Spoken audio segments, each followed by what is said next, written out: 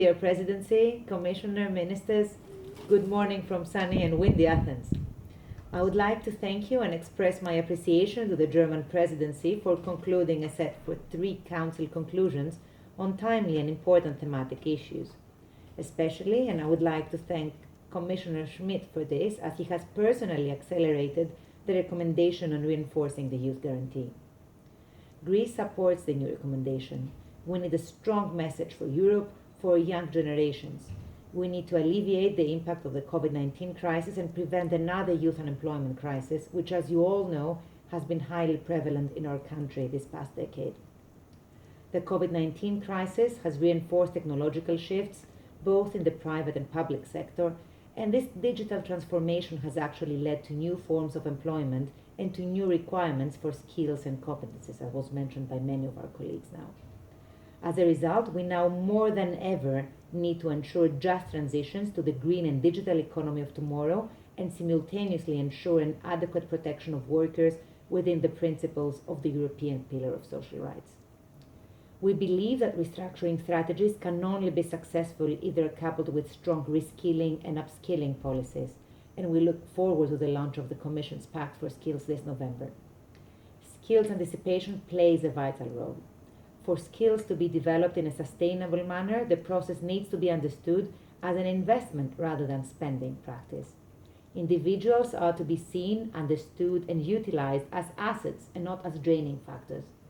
As assets that can enrich the human capital input, thus the potential and the development of our countries, and thus as assets on which heavy investment should be placed upon. In Greece, together with the social partners, we have developed a national mechanism for the diagnosis of the labor market needs that guides our employment and training policies. In particular, we have included upskilling programs in our active labor market policies, putting a special emphasis on digital skills. Besides upgrading skills, adequate counseling and career guidance are equally essential to enable workers to retain or regain their jobs or to adapt quickly to new forms of employment. We concentrate on the transport and hospitality sectors as well as on arts and culture and provide those most at risk, and in particular young workers, with the necessary information regarding their rights and obligations as well as their opportunities. And this is where the youth guarantee beautifully comes in. Additionally, and equally importantly, we have managed to engage into active welfare investments.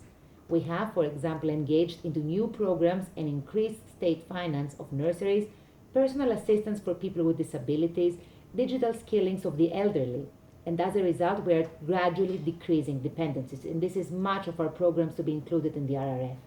By decreasing and eventually eliminating dependencies, predominantly of women, we manage to liberate the time of individuals, increase their ability to participate in the labor market in the terms of their choice, and of course, as just mentioned, we are simultaneously managing to provide individuals the opportunities to train themselves and thus attain higher levels of skills and competences.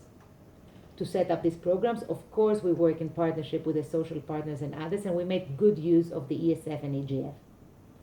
Finally, please allow me, before I pass on the floor to, I think, our Irish colleague, to thank again Commissioner Schmidt for his remarks and unstoppable input, and encourage him and, of course, the Presidency to keep on taking forward at the same pace. Thank you very much.